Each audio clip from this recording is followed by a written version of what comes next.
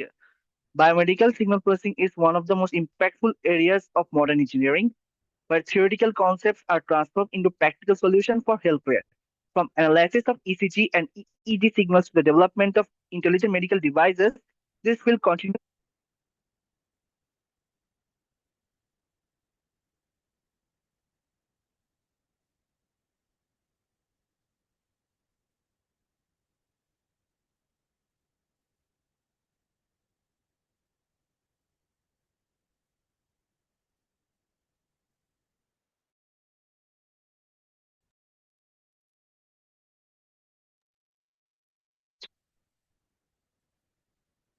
না, তোমার কথা আসতেছে না। হ্যাঁ ভাই, এখন আসতেছে? হ্যাঁ, হ্যাঁ, হ্যালো। আ- So আবার শুরু today করো, আবার our আবার ফার্স্ট থেকে শুরু করো, মাঝখানে কিছু আসে নাই।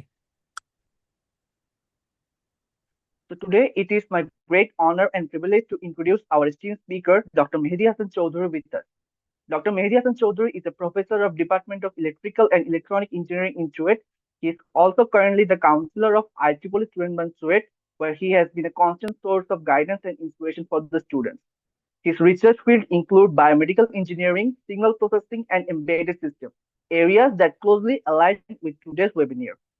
With his strong academic background and international research experience, Sir will offer his valuable insights on practical applications of signal processing society. Without any more further delay, I will request Sir to start our today's presentation. Sir, if you please. Thank you so much. Am I audible? G sir. Okay.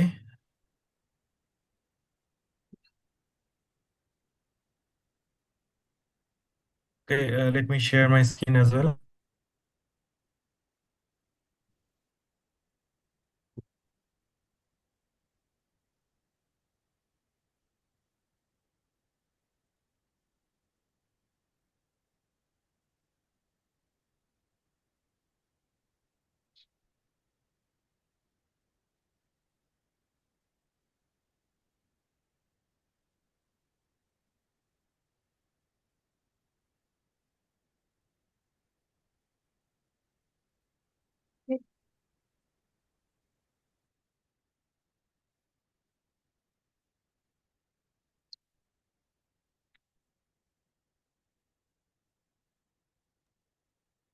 Okay, let's start.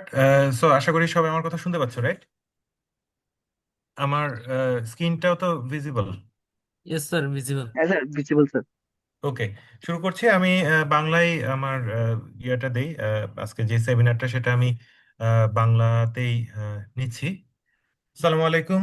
Good evening, everyone. Today's lecture seminar topic is biomedical signal processing and signal processors. Thank you, IEEE QAT Student Branch, for organizing this seminar. And also, I would like to thank IEEE as a whole for inspiring students towards this sort of seminars. So আমরা যদি শুরুতে দেখি যে IEEE এর যে tag লাইনটা যেটা আমার স্লাইডের উপরে আছে, অ্যাডভান্সিং টেকনোলজি ফর হিউম্যানিটি, এর সাথে আসলে বায়োমেডিকেল ইঞ্জিনিয়ারিং বা আমি যেই ফিল্ডে কাজ করি সেটা খুব ভালো মতোই যায় আর কি। তো আমি সাধারণত আমার most of the works are for biomedical engineering, biomedical signal processing. তো আমরা চাই যে আমাদের টেকনোলজিটাকে হিউম্যানিটি বা মানুষের প্রয়োজনে কিভাবে এটাকে কাজে লাগানো যায়। আসলে ইঞ্জিনিয়ারিং এর যে কোনো ব্রাঞ্চই মানুষের জন্যই কাজ করে, আমাদেরটা আরেকটু বেশি অ্যালাইন, এর বাইরে আর কিছুই না। এনিওয়ে, আমার মনে হয় আমাদের আজকের যারা পার্টিসিপেন্ট মোস্ট অফ মানে সবাই সম্ভবত আমার কোনো না কোনো ক্লাস করেছো। তো আমার পরিচয় আসলে নতুন করে এখানে দেওয়ার কিছু নেই। তারপরেও ফর্মাল যেহেতু একটা আমাদের সেশন, তাহলে ফর্মাল সেশনে বলি আমি professor doctor Mehedi Hasan Chowdhury, department of CUET. একই সাথে আমি চুয়েটের আন্ডারগ্রেডের স্টুডেন্ট ছিলাম। এখানে চুয়েট থেকে আমি মাস্টার্স করেছি এবং সবশেষে আমি সিটি ইউনিভার্সিটি অফ হংকং থেকে পিএইচডি করেছি। আজকে আমার যেই সেমিনারটা আমি আজকে তৈরি করেছি সেটা মোটামুটি আমি আমার নিজের যে কাজগুলো সেই কাজগুলোর উপরে বেস করে আমি আজকের ম্যাটেরিয়ালগুলো ডেভেলপ করেছি। নিজের কাজ বলতে আমি যেটা বুঝাচ্ছি, আমি ফার্স্ট হ্যান্ড যে কাজগুলো করেছি, সরাসরি আমার কাজ। এই যে টপিকে আমি আজকে তোমাদের সাথে কথা বলবো, এই টপিকে আমার প্রচুর student, undergraded student, masters student, PhD student কাজ করছে। তাদের কাজগুলো সম্পর্কে একদম শেষে আমি কিছু কথা বলবো, বাট আমি এখন থেকে শুরু করে যা যা দেখাবো সেগুলো মোটামুটি একদম ফার্স্ট হ্যান্ড আমার নিজের কাজ। তার মানে এই পেপারগুলোর কাজ আমি ছাত্র অবস্থায়, পিএইচডি ছাত্র অবস্থায় করেছি এই গবেষণা কাজগুলো। তো আজকের টপিকটা যদি দেখি, biomedical signal processing and signal processors. তো আমরা শুরু করছি। আমি বেশ কিছু টপিক নিয়ে কথা বলবো। সেই টপিকগুলোর মধ্যে এফপিজি এর কথা থাকবে, যেটা সিগন্যাল প্রসেসর হিসেবে কিভাবে কাজ করে সেটা দেখবো। ই হেলথ নিয়ে আমরা কথা বলবো, রিকনফিগারেবল কম্পিউটিং নিয়ে কথা বলবো, এবং শেষে এই ধরনের 3টা প্রজেক্টে, যে প্রজেক্টগুলোতে আমি সরাসরি ইনভলভ ছিলাম, ফার্স্ট হ্যান্ড কাজ করেছি, সেই ধরনের প্রজেক্ট কয়েকটা নিয়ে আমরা কথা বলবো, সবশেষে কনক্লুশনে আসবো। তো প্রথমে ইন্ট্রোডাকশনে আমরা যেহেতু আমাদের টাইটেলে আছে biomedical signal processing and signal processor, signal processing সম্পর্কে কম বেশি সবাই পরিচিত। আমার মনে হয় এখানে তোমরা most of the students signal and system পড়ে আসছো, তারপরে ডিজিটাল সিগন্যাল প্রসেসিং সম্পর্কে পড়ে আসছো, অনেকে ফোর্থ ইয়ার স্টুডেন্টও থাকতে পারো। সো সিগন্যাল প্রসেসিং এর সম্পর্কে আইডিয়া আছে। তো সিগন্যাল প্রসেসরটা কি জিনিস সেটা একটু আমরা ডিসকাস করি। A signal processor is a system that operates on a signal such as voltage or current to extract information, improve quality, transform its form, or make it suitable for transmission, storage, control. তার মানে signal processing এর কাজটা যে করে সেই হলো signal processor, একদম সহজ বাংলা ভাষায় যদি আমরা বলি। তো এটা সিগন্যাল প্রসেসিংটা করা হয় আমাদের যেই ডেটাটা থাকবে, র ডেটা বা র সিগন্যাল যেটা থাকবে, সেখান থেকে ডেটাকে এক্সট্রাক্ট করার জন্য বা ইনফরমেশন এক্সট্রাক্ট করার জন্য। তার মানে আমাদের সিগন্যাল যেটা হবে সেটা যে কোনো ধরনের সিগন্যালই হোক না কেন, ভোল্টেজ বা কারেন্টের ফরম্যাটে যদি আমার কাছে আসে, সেখান থেকে আসলে আমি ইনফরমেশনটা গ্যাদার করতে পারবো না যতক্ষণ না এটা আমার বোধগম্য হবে। তো সেই সিগন্যালটাকে কিভাবে আমরা পরবর্তীতে ইনফরমেশনে ট্রান্সফর্ম করি, সেই কাজটাই, মাঝের যে স্টেপটা, সেটাই হলো গিয়ে আমার সিগন্যাল প্রসেসর, যে সিস্টেমটা কাজ করবে। তার মানে আমার একটা সিগন্যাল আসবে, সেই সিগন্যাল প্রসেসর যেটা, সেটাকে ইনফরমেশনে কনভার্ট করবে। তো হার্ডওয়্যার আর্কিটেকচারের উপর বেস করে সিগন্যাল প্রসেসরকে মোটামুটি 4টা ভাগে ভাগ করা যায়, বিভিন্নভাবে ভাগ করা যায়। আমি এই 4টা ভাগে ভাগ করতে বেশি স্বাচ্ছন্দ্য বোধ করি। তো প্রথমটা হলো সিপিইউ, বা আমাদের কম্পিউটারের আমরা নর্মালি যেই আহ, ইয়াটা ইউজ করি, দ্যাট ইজ মাইক্রো প্রসেসরটা ইউজ করি, সেটা, এটার বদলে মাইক্রো কন্ট্রোলারও সিপিইউ থাকতে পারে। তো ট্রেডিশনালি আমরা আমাদের যে সেন্ট্রাল প্রসেসিং ইউনিট, সেটা জেনারেল পারপাস ইউজ করা হয়। তার মানে এটা আমি এখন এই মুহূর্তে সে তোমাদের জুম যে সফটওয়্যারটা আছে সেটা অপারেটরের কাজে ইউজ করা হচ্ছে, পাশাপাশি ব্যাকগ্রাউন্ডে আমার আহ, অনেকগুলো ইসের পাশাপাশি পাওয়ার পয়েন্ট প্রেজেন্টেশন চলছে। তো এই যে কাজগুলো, সিপি হলো জেনারেল পারপাস, এই সব সকল প্রকার পারপাস সে করতে পারে। এটা মোটামুটি ফ্লেক্সিবল, এটা টাইপিং এর জন্য যথেষ্টই কাজ করে। আমরা সিপিইউ কে ম্যাটল্যাব, পাইথন, বিভিন্ন ধরনের প্রোগ্রাম করে আমরা এটাকে আমাদের সিগন্যাল প্রসেসিং এর কাজে ব্যবহার করতে পারি। সেকেন্ড যেটা হলো জিপিইউ, তোমরা যারা গেমিং করো তাদের এর সম্পর্কে আরো অনেক বেশি আইডিয়া থাকবে। এটা বেসিক্যালি গ্রাফিক্স প্রসেসর অথবা গ্রাফিক্স প্রসেসিং ইউনিট। এটা প্যারালাল কম্পিউটেশন করতে পারে, একত্রে অনেক ইনফরমেশন নিয়ে কাজ করতে পারে, বিশেষ করে ইমেজ প্রসেসিং বা যেখানে প্যারালালি অনেক ডাটা নিয়ে কাজ করা হয়, সেইখানে এই জিপিইউ ভিডিও বা ইমেজ প্রসেসিং এ খুব বেশি কাজে দেয়। তো সিপিইউটা হলো গিয়ে সিরিয়াল প্রসেসিং করে, একটা করে ডাটা আছে সেটাকে প্রসেসিং করে, আর জিপিইউটা হলো গিয়ে প্যারালাল প্রসেসিং করতে পারে।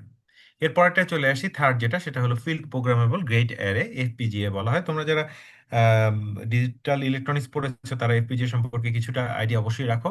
এফপিজিএটা এক প্রকার ডিজিটাল সিগন্যাল প্রসেসর, যেটাকে আমরা শুধু ডিজিটাল সিগন্যাল প্রসেসিং হিসেবে না, যে কোনো ডিজিটাল সার্কিটে কনভার্ট করতে পারি। আমি এফপিজিএ সম্পর্কে ডিটেলস আলোচনা করব। এটার মজাটা হলো এটা একই সাথে সিরিয়াল প্রসেসিংও করতে পারে, প্যারালাল কম্পিটিশনও করতে পারে। সো সিরিয়াল প্যারালাল কম্পিটিশনে এটা খুব বেশি কাজ করে। এটা খুব হাই স্পিড প্রোটোটাইপিং এর কাজে বা প্রুফ অফ কনসেপ্ট, আমার একটা যে কোনো একটা আইসি আমি ডিজাইন করব, সেটা ঠিক মতো কাজ করবে নাকি, প্র্যাকটিক্যালি এই জিনিসটা কনসেপ্টটা ঠিক আছে নাকি, সেই জিনিসটা ভেরিফাই করার কাজে এফপিজিএ অনেক ইউজ করা হয়। এবং সবশেষ হলো আসিক, যেটাকে বলা হয় অ্যাপ্লিকেশন স্পেসিফিক ইন্টিগ্রেটেড সার্কিট। আছে এখানে একটু বানানটা ভুল হয়েছে।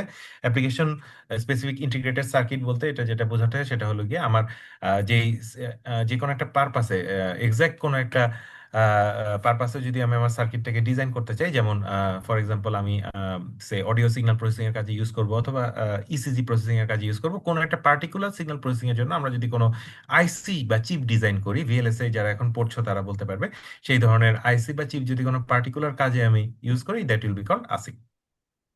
এটার সুবিধাটা হলো এটা আহ, আমার একদম পার্টিকুলার একটা কাজের জন্য ডেডিকেটেড, সো খুব হাই স্পিডে কাজ করতে পারে। অসুবিধাটা হলো এটা ফিক্সড, এটার ফাংশনগুলো আমরা খুব বেশি ইয়া করতে পারবো না, আমরা চেঞ্জ করতে পারবো না, ভেরি ভেরি করতে পারবো না। তো সবগুলোর মধ্যে দিয়ে আজকে আমরা এফপিজিএ সম্পর্কে কথা বলবো, সিগন্যাল প্রসেসর হিসেবে আমরা আজকে এফপিজিএটা ইউজ করবো। সো আমরা সেকেন্ড হলো হোয়াট ইজ এফপিজিএ এবং হোয়াই এফপিজিএ এই সম্পর্কে একটু ডিটেলস দেখবো। সো রিকনফিগারেবল কম্পিউটিং আসলে কি জিনিস? এফপিজিএ এর যেটা আমি যদি ইলাবোরেশনে যাই, ফিল্ড প্রোগ্রামেবল গেট অ্যারে। এটা আমি ফিল্ডে বা আমি কাজে করতে গিয়ে কাজ যখন করব তখন আমি চাইলেই এফপিজিএটা ইউজ করে আমি আমার প্রোগ্রামটা করে ফেলতে পারি। সো এফপিজিএ কে রিকনফিগারেবল বলা হয়, তার কারণ হলো একটা এফপিজিএ তে অনেক প্রকার প্রোগ্রাম আমি করতে পারবো। তার মানে একটা এফপিজিএ দিয়ে আমি চাইলে ইমেজ প্রসেসিং করতে পারবো, ভিডিও প্রসেসিং করতে পারবো, আমি চাইলে টাইম ডোমেইন সিগন্যাল যেগুলো আছে, that is time series signal processing করতে পারবো। যে কোনো ধরনের সিগন্যালকে আমি এফপিজিএ কে ডিজাইন করতে পারবো সেই ধরনের সিগন্যাল প্রসেসিং করার জন্য। তো এটার সুবিধাটা হলো it incorporate software like flexibility in digital hardware by offering dynamic circuit reconfiguration based on application requirements. তার মানে এটার সুবিধাটা হলো এই এফপিজিএ তে আমি সফটওয়্যারের মতো করে হার্ডওয়্যারকে ডিজাইন করতে পারি। আমি এটার মিনিংটা কি একটু পরে তোমাদের কাছে আশা করি একটু ক্লিয়ার হয়ে যাবে। So field programmable gate array আমাদের কাছে যদিও এই টপিকটা একটু নতুন মনে হতে পারে, বাট এটা বেশ ওয়ার্ল্ডে একটা বিশাল মার্কেট নিয়ে আছে। ধারণা করা হচ্ছে 2026 সালে, মানে সামনের বছর, এটা $9.1 মার্কেট শেয়ার নিবে সারা পৃথিবীতে। হিউজ পরিমাণে আমাদের বিশ্বে এটার ডিমান্ড আছে। এটার সবচেয়ে বড় কি প্লেয়ার কারা? এটার বড় কি প্লেয়ার হলো ইন্টেল আর হলো এএমডি, যারা আসলে আমাদের নর্মাল সিপিইউ মার্কেটে ডোমিনেট করে। এই দুটো কোম্পানি সবচেয়ে বেশি করে। সেই দুটো কোম্পানির একটা কোম্পানি অল্টেরা এই ব্র্যান্ডটার এফপিজিএ মার্কেটিং করে, দ্যাট ইজ ইন্টেল। তার মার্কেট শেয়ার 35%-এর মতো। আর এএমডি যেটা হলো জাইলিংস ব্র্যান্ডিং এ এফপিজিএ কে মার্কেটে ছাড়ে, সেই এএমডির মার্কেট শেয়ার হলো গিয়ে 52%। তার মানে সিপিইউ তে সম্ভবত সিনিয়রিটিটা উল্টো, ইন্টেল হলো গিয়ে বেশি মার্কেট নিয়ে রেখেছে, এএমডি একটু কম। আবার আমি যখন ইসে চলে আসলাম, এফপিজিএ তে চলে আসলাম, সেখানে আবার এএমডির মার্কেট শেয়ারটা বেশি, ইন্টেলের মার্কেট শেয়ারটা একটু কম। এর বাইরেও আরো বেশ কিছু কোম্পানি আছে, তাদের অল্প অল্প মার্কেট শেয়ার আছে। ওভারঅল হলো গিয়ে এই জাইলিংস আর হলো অল্টেরা, এই দুটোই হলো গিয়ে দ্যাট ইজ এএমডি আর ইন্টেলই হলো মোটামুটি মার্কেটটাকে কন্ট্রোল করে। বেসিক্যালি আমাদের জাইলিংটা আগে একটা ইন্ডিপেন্ডেন্ট ব্র্যান্ড ছিল, এএমডি এটাকে অ্যাকুইজিশন করে নিয়েছে। অল্টেরা একটা ইন্ডিপেন্ডেন্ট ব্র্যান্ড ছিল, এফপিজি এটাকে অ্যাকুইজিশন করে নিয়েছে। এবং এই দুটো অ্যাকুইজিশন আমাদের সিলিকন ইন্ডাস্ট্রির সবচেয়ে বড় বড় যে অ্যাকুইজিশন গুলো হয়েছে, মানে সবচেয়ে বড় টাকার অ্যাকুইজিশন গুলোর মধ্যে অন্যতম। এনিওয়ে, এফপিজিএটা আসলে কি তাহলে দেখি। এফপিজিএতে যে কাজটা করা হয়, যে কোনো ডিজিটাল সার্কিটের পিছনে যে লজিকটা আছে সেই লজিকটাকে আমি লুকআপ টেবিল বলে এলইউটির মাধ্যমে আমি প্রোগ্রামিং করে দিতে পারি। তো এই প্রোগ্রামিংটা করার জন্য আমরা সাধারণত যেই ইউজ করি, সফটওয়্যারটা ইউজ করি, সেটাকে বলা হয় হলো গিয়ে এইচডিএল। তোমরা হয়তো হার্ডওয়্যার ডেসক্রিপশন ভিএইচডিএল বা ভেরিলগ নামে এটা তোমাদের পরিচয় হয়তো থাকবে। আমি খুব ডিটেলসে যাব না, আমি জাস্ট একটু করে দেখাই যে এটার ফ্লেক্সিবিলিটি, এটা এক্সিলেন্ট অবস্থায় আমরা এটাকে প্রোগ্রাম করতে পারি।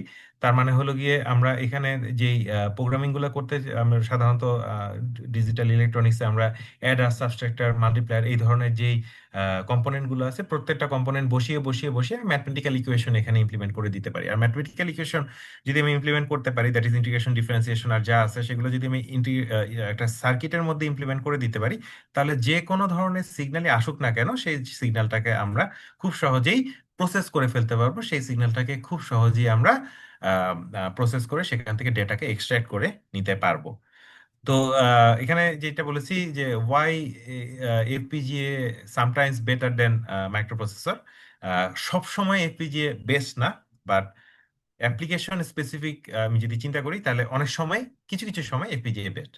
এটার কারণ হলো গিয়ে ট্রিমেন্ডাস ফ্লেক্সিবিলিটি। এফপিজিএ কে আমি সিরিয়াল বা প্যারালাল যে কোনো প্রসেসে আমি ইমপ্লিমেন্ট করতে পারি। তার মানে আমার যখন স্পিড প্রয়োজন হবে, তখন আমি এটাকে প্যারালাল প্রসেসিং এ নিয়ে যাব, যখন আমার কস্ট এফেক্টিভ করতে হবে এটা সিরিয়াল প্রসেসিং নিয়ে আসবো। এখন তোমাদের প্রশ্ন জাগতে পারে যে স্যার, স্পিড দের জন্য আসলে কেন প্যারালাল প্রসেসিং এর প্রয়োজন হয়? আমরা যদি এর আগের যেই ম্যাথমেটিক্যাল ফর্মুলাটা যদি দেখি, আমি যদি সিরিয়াল প্রসেসিং এর কথা চিন্তা করি, ম্যাথমেটিক সিরিয়ালি যদি প্রসেস হয়, তাহলে এই ইকুয়েশনটা এক্সিকিউশন করার জন্য সিপিইউ ট্রেডিশনালি কিভাবে ক্যালকুলেশন করবে, তার মানে আমাদের ট্রেডিশনাল প্রসেসর কিভাবে কাজ করে। সে সিরিয়ালি ক্যালকুলেট করবে। তার মানে এখানে আমরা জানি যে প্রথমত আমাদের যেই সরল অঙ্কের যে নিয়ম সেই অনুসারে প্রথমে সে গুণ করবে। তা গুণ সবগুলো সে একসাথে করবে না, সে এ ইন্টু বি গুণ করবে, রেজাল্টটাকে মেমোরিতে রাখবে। সি ইন্টু ডি গুণ করে র্যামে রেজাল্টটা রাখবে। ই ইন্টু এফ গুণ করবে, তারপর জি ইন্টু এইচ গুণ করবে। সবগুলো রেজাল্টকে একটা একটা করে গুণ করে সে র্যামে রাখবে। তারপরে র্যামে যে ডাটা আছে সে সবগুলোকে সে যোগ করবে। That is called serial processing. তার আমি যদি দেখি 1 ধাপ, 2 ধাপ, 3 ধাপ, 4 ধাপ এবং সবশেষে যোগ, টোটাল 5টা স্টেপে। দ্যাট ইজ আমি যদি সিপিইউ এর প্রসেসিং স্পিডের কথা চিন্তা করি, আমরা জানি সিপিইউ এত গিগাহার্জ বা এত গিগাহার্জে কাজ করে। তার মানে প্রত্যেকটা ক্যালকুলেশনের জন্য তার সার্টেন অ্যামাউন্টে ন্যানো সেকেন্ডের একটা টাইম লাগবে। তার ক্লক পালসের উপর ডিপেন্ড করে যে তার processing speed, that is frequency যত বেশি হবে তার স্পিড তত বেশি হবে। তো সেই হিসাবে সে হয়তো ফাস্টার ক্যালকুলেশন করবে, বাট প্রত্যেকটা ক্যালকুলেশনের জন্য তার এই এই সিম্পল একটা ক্যালকুলেশনের জন্য তার 5টা ধাপে ক্যালকুলেশন করতে হচ্ছে। এখন আমি যদি প্যারালাল প্রসেসিং করি, তার মানে আমি যদি দেখি যে প্যারালাল প্রসেসিং যদি করি, তাহলে এ ক্রস বি একত্রে আমি করে ফেলতে পারছি, C D E F G H সবগুলো একসাথে প্রসেসিং হয়ে যাচ্ছে। তার মানে 1 2 3 4 চারটা ধাপের কাজ একসাথে হয়ে যাচ্ছে এবং সবশেষে আমি যোগ করে ফেললে হয়ে যাচ্ছে। তার মানে টোটাল 5টা ধাপের কাজ এখানে আমি 2 ধাপে সম্পন্ন করে ফেলতে পারছি। সো আমার আগে যদি 5 মিলিসেকেন্ড সময় লাগতো, এখানে সেখানে 2 মিলিসেকেন্ড সময় লাগবে। এই সিম্পল একটা ইকুয়েশন দিয়ে আমি তোমাদের বোঝানোর চেষ্টা করছি, আমি যদি মাল্টিপল ডাটা স্ট্রিমে কাজ করি, অনেকগুলো ডাটা যদি একসাথে আমার কাছে আসে, তাহলে খুব ফাস্ট যদি আমি রেজাল্ট পেতে চাই, তাহলে আমি প্যারালাল প্রসেসিং করতে পারবো।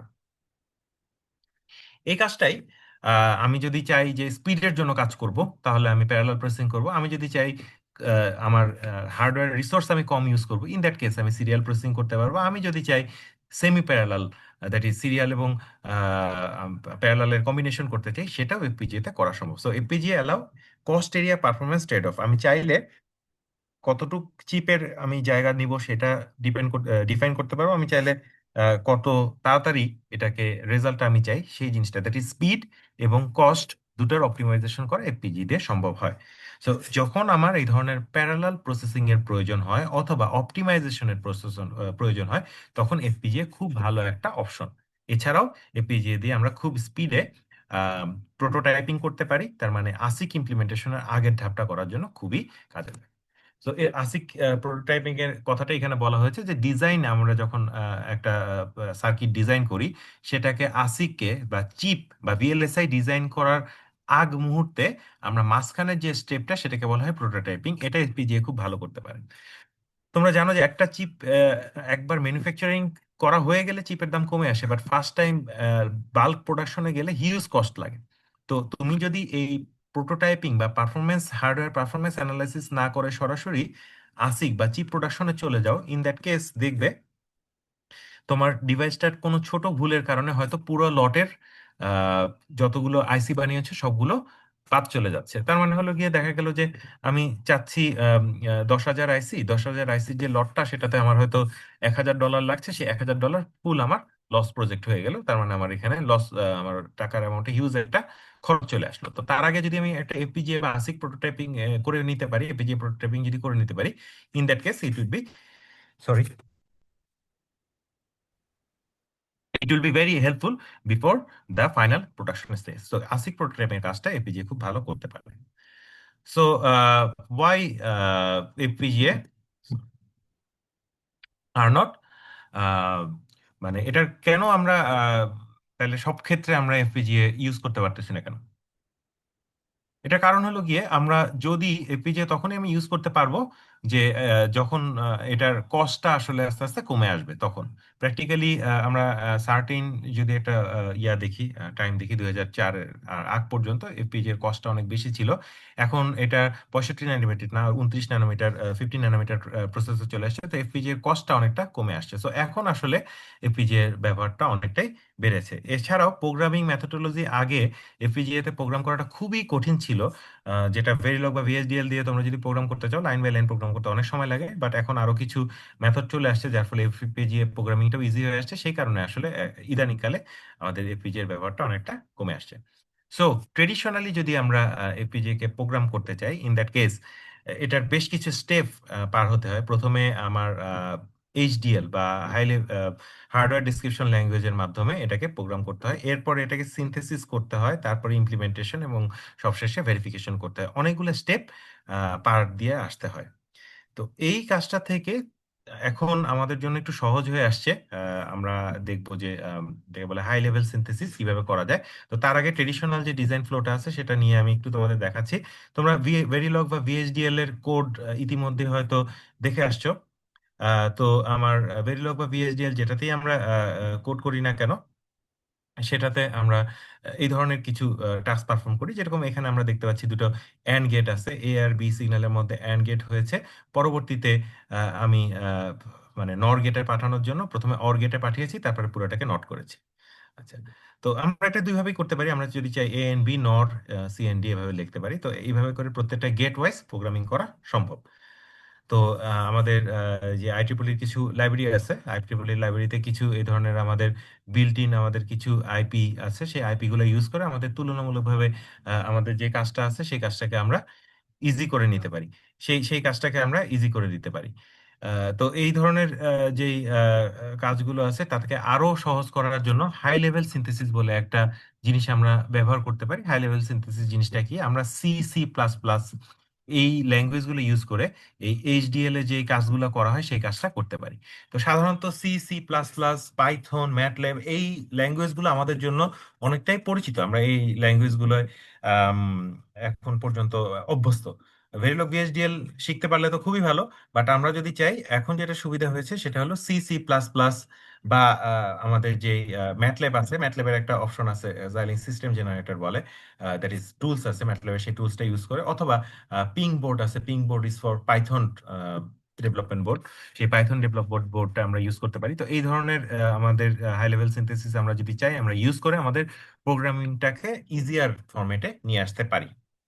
আমি আমার যে কাজগুলো করেছি সেই কাজগুলোতে আমি ম্যাক্সিমামই আমি ভেরিলগ ভিএইচডিএল ও কাজ করেছি, বাট আমি ভেরিলগ ভিএইচডিএল থেকে আমি কমফোর্টেবল ছিলাম হলো পাইথন অথবা ম্যাটল্যাব প্রোগ্রামিং এ। তো দেখা যেত যে আমি আমার যেই আমার ইসের যে জটিল অংশগুলো, দ্যাট ইজ আমার প্রজেক্টের যে জটিল অংশগুলো, সেগুলো আইদার ম্যাটল্যাব বা পাইথনের মাধ্যমে ইমপ্লিমেন্টেশনে চলে গিয়েছি, তাতে আমার তাড়াতাড়ি কাজটা প্রোটোটাইপিং করা সম্ভব হয়েছিল। সো আমি খুব শর্টকাটে এই ই হেলথ এবং এটার স্টেট অফ দি আর্ট সম্পর্কে বলি। ই হেলথ বা আমরা যদি ইলেকট্রনিক হেলথ সম্পর্কে বলি, the use of information and communication technology in support of health and health related field. Biomedical engineering হলো গিয়ে আমাদের মেডিকেল যারা প্রফেশনাল আছে তাদেরকে অ্যাসিস্ট করার জন্য টেকনোলজি ডেভেলপ করা। সেটা ডিজিজ ডায়াগনোসিস হতে পারে, রোবোটিক্স হতে পারে, রিহেবিলিটেশন হতে পারে, বিভিন্ন টাস্কের মাধ্যমে আমাদের মেডিকেল প্রফেশনালকে দেরকে আমরা কিভাবে অ্যাসিস্ট করতে পারি, ইঞ্জিনিয়ারিং অ্যাসিস্ট্যান্সটা দিতে পারি।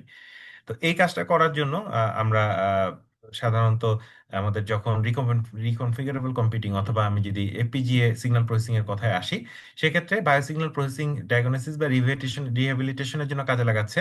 আর আমার যে এফপিজিএটা আছে সেটা রিয়েল টাইম মাল্টিচ্যানেল আমার যেই competition, that is parallel competition, সেই কাজে এটাকে হেল্প করছে, আসিক প্রোটোটাইপিং এর কাজে হেল্প করছে। এই দুটা যখন আমরা কম্বিনেশন করতে পারি তখন মডার্ন ই হেলথ সিস্টেমের খুব ভালো একটা স্টেজে আমরা চলে আসতে পারি। সেই জন্য ওয়ার্ল্ড ওয়াইড প্রচুর কাজ হচ্ছে এই সিগন্যাল প্রসেসরকে ডিজাইন করা, দ্যাট ইজ একদম চিপ লেভেলে আমার ডেডিকেটেড চিপ লেভেলে সিগন্যাল প্রসেসরগুলোকে ডিজাইন করা। তো আমরা যদি স্টেট অফ দি আর্টে আসি, FPGA that is signal processor আর বায়োসিগন্যাল প্রসেসিং এ আসি, যেটা medical diagnosis, biomedical conditioning, modelling of artificial organ, developing assistant device and designing processes. তার মানে এটার বেশ কিছু অ্যাপ্লিকেশন হতে পারে। তার মধ্যে একটা আজকে আমরা দেখবো বায়োসিগন্যাল প্রসেসিং এ কিভাবে কাজ করা যায়, মেডিকেল ডায়াগনোসিসে কিভাবে কাজ করা যায়, এই এক আর দুই নাম্বার দেখবো। এর বাইরেও মডেলিং আর্টিফিশিয়াল অর্গান, একটা আর্টিফিশিয়াল অর্গানকে তৈরি করা বা মডেল করার কাজে এটা ইউজ করা যায়। স্যার আর্টিফিশিয়াল অর্গানটা কিরকম? আর্টিফিশিয়াল অর্গান হতে পারে একটা পেস মেকার, আর দ্যাট ইজ হার্টকে অ্যাসিস্ট করবে, সেই ধরনের একটা হতে পারে, এটা assistive device, sorry. Artificial organ হতে পারে তোমার মনে করো কারো কিডনি ফেল করছে, কারো কেউ শুনতে পাচ্ছে না, হিয়ারিং এইডটার প্রয়োজন হচ্ছে, এই ধরনের যে ডিভাইসগুলো আছে সেই আর্টিফিশিয়াল অর্গানগুলো কিভাবে তৈরি করা যায়। অ্যাসিস্টিভ ডিভাইস বলতে কারো চলতে ফিরতে অসুবিধা হচ্ছে, তাহলে তাকে একটা আমি যদি হুইল চেয়ার তৈরি করে দিই, সেই হুইল চেয়ারটা তাকে অটোমেটেড হুইল চেয়ারটা তার বায়োসিগন্যাল থেকে ডাটা নিয়ে তাকে চলাচলে হেল্প করবে, সেই ধরনের ব্যাপার স্যাপার। আর প্রস্থেসিস বলতে যে জিনিসটা বোঝাচ্ছে তার কৃত্রিম আহ, একটা লিম্ব, তার কৃত্রিম হাত কি কৃত্রিম পা যদি আমি তৈরি করতে চাই, তো অনেকগুলো কাজে এই ধরনের সিগন্যাল প্রসেসিং এর কাজে আমার এফপিজি এর প্রয়োজন হয়। তো এটা নিয়ে আমার আসলে একটা ডিটেলস ইয়ে আছে, আমার একটা বইয়ের একটা চ্যাপ্টার আছে, এটা হলো গিয়ে signal processing techniques and computational health informatics. এটা স্প্রিঞ্জারের একটা বই, এটা চ্যাপ্টার 9-এ আছে, reconfiguration computing and hardware acceleration in health informatics. যদি কেউ ইন্টারেস্টেড হও, এইটা আমার লেখা আর কি। তো এই বইয়ের এই পার্টটা তোমরা যদি কেউ চাও আমার কাছ থেকে নিয়ে দেখতে পারো। এখানে আমি ডিটেলসে গত 8-10 বছরে এই ধরনের যে কাজগুলো হয়েছে সেই কাজগুলো কিভাবে করা হয়েছে এবং বর্তমানে এটার কোন জায়গায় রিসার্চের স্কোপ আছে সেগুলো নিয়ে আলোচনা করেছি। সেকেন্ড, আমার আজকের লেকচারের আসলে সেকেন্ড পার্ট বলতে পারি। এর এতক্ষণ পর্যন্ত ইন্ট্রোডাকশনই ছিলাম, এখন হলো আমি ডিসকাশনে যাব। তিনটা পার্টিকুলার আমার নিজের ডেভেলপ করা সিগন্যাল প্রসেসর নিয়ে আমি আলোচনা করব। খুব ডিটেলসে যাব না, জাস্ট ওভারঅল আলোচনা করব। সিগন্যাল প্রসেসিং টেকনিকটা সম্পর্কে একটা আইডিয়া দিয়ে কিভাবে প্রসেসরটা ডিজাইন করা হয়েছে সেটা সম্পর্কে আলোচনা করব। এবং আমি চেষ্টা করেছি এই তিনটা হলো গিয়ে মানে আমাদের পরিচিত যেটা ইলেকট্রোফিজিওলজিক্যাল সিগন্যাল, ইসিজি, ইএমজি, ইএজি, এগুলো দিয়েই কাজ করার আর কি, যাতে তোমরা একটা ইন্টারেস্ট পাও। তো এই সবগুলো কাজই কোথাও না কোথাও পাবলিশ হয়েছে। প্রথম যে কাজটা সেটা পাবলিশ হয়েছে হলো সায়েন্টিফিক রিপোর্টস, এটা নেচারের একটা পাবলিকেশন ছিল। এটা আমার পিএইচডির একটা কাজ। তো এটার টপিকটা যদি দেখি, reconfigurable architecture for multilead ECG signal compression with high frequency noise reduction. Basically এখানে যে কাজটা হবে সেটা হলো ইসিজি সিগন্যালকে নিব, ইসিজি সিগন্যালকে নিয়ে সেটাকে কম্প্রেস করব এবং একই সাথে নয়েজকে রিডাকশন করব, high frequency noise reduction. So ECG নিয়ে আমি খুব ডিটেলসে যাব না। এটা যদি বলি যে আমার হার্ট কন্টিনিউয়াসলি বিট করছে, এই হার্টকে বিট করানোর জন্য, হার্টটাকে পাম্প হিসেবে কাজ করার জন্য আমার হার্টে কন্টিনিউয়াসলি একটা ইলেকট্রিক্যাল সিগন্যাল জেনারেট হয়। সেই ইলেকট্রিক্যাল সিগন্যালটাকে ইসিজি বা ইলেকট্রোকার্ডিওগ্রাম বলা হয়ে থাকে। That's it. এটা দেখতে এরকম হয়, পিকিউআরএসটি। এটার যে পিক গুলো আছে ওয়েভের, সেই পিক গুলোকে ডিফাইন করা হয় পিকিউআরএসটি।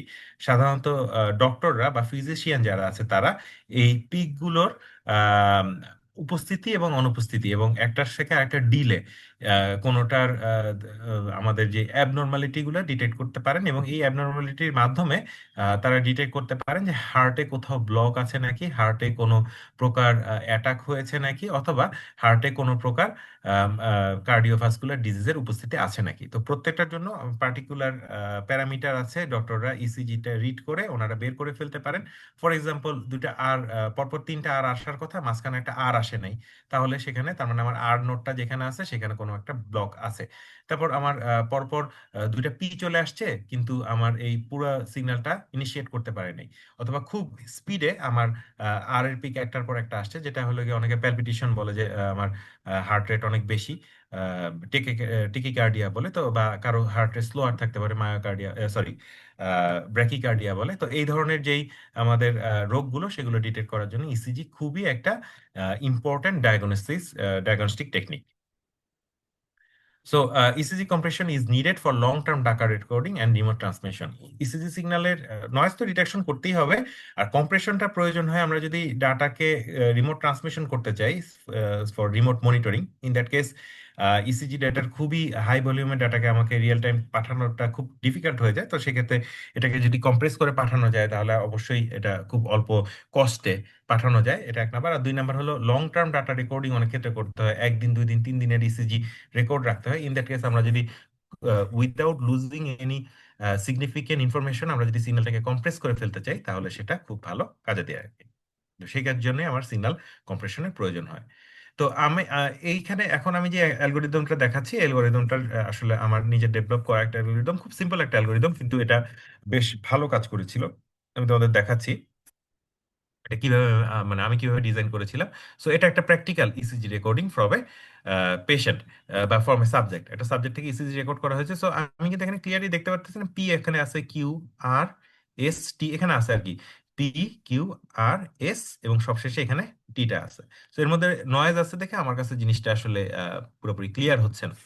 তো এটাকে কিভাবে করা যায়, কম্প্রেশন করা যায়, এটা আমি চিন্তা করলাম যে আচ্ছা ঠিক আছে, এটাকে কম্প্রেশনের কাজে আমরা লাগাই। তো এটার জন্য আমি যেটা করলাম যে আচ্ছা এক কাজ করি, এটাকে প্রথমে ফুরিয়ার ট্রান্সফর্ম করি, ফার্স্ট ফুরিয়ার ট্রান্সফর্ম করি। এটাকে যখন আমি ফুরিয়ার ট্রান্সফরমেশনে নিয়ে যাই, তখন এটা চেহারাটা দেখতে হয় এরকম। আমি খুব বেশি ম্যাথমেটিক্যাল ইকুয়েশনে যাচ্ছি না, আমি জাস্ট রেজাল্টটা কি হচ্ছে সেই রেজাল্টটা তোমাদের দেখাচ্ছি। A50টা যখন করা হলো তখন এই ধরনের একটা সিগন্যাল পাওয়া গেল। তো এই সিগন্যালটা যখন আমি পেলাম, তো তখন আমার মাথায় আসলো যে আচ্ছা, এখানে আমি তাহলে টাইম ডোমেনে সিগন্যালটা না পাঠায় ফ্রিকোয়েন্সি ডোমেনে যদি সিগন্যালটাকে ট্রান্সমিট করি, তাহলে তো আমার জন্য একটা সুবিধা হয়। কি সুবিধা হয়? ফ্রিকোয়েন্সি ডোমেনে যদি সিগন্যাল ট্রান্সমিট করি, ইন দ্যাট কেস দেখো আমরা প্রথমেই 50% সিগন্যালকে লেস করে দিতে পারি। কিভাবে? তার কারণ এই পাশ পোর্শনটা লেফট সাইড এবং রাইট সাইড একটা একটা মিরর ইমেজ। সো আমি যদি অর্ধেক ডাটা পাঠাই, অর্ধেক ডাটা পাঠালে বাকি অর্ধেক ডাটাটা আমার পাঠাতে হচ্ছে না, তার কারণ এটাকে আমি মিরর করে ফেলতে পারবো। সো আমি চিন্তা করলাম তাহলে আমি টাইম ডোমেনে ডাটাটা পাঠাই, এটাকে ফ্রিকোয়েন্সি ডোমেনে ডাটা পাঠাবো। তাহলে আমি অর্ধেক ডাটা পাঠাতেই হচ্ছে, বাকি অংশ আমি মিরর করে জেনারেট করে নিতে পারলাম। ওকে, গুড। ওই অংশটুকু বাদ চলে গেল।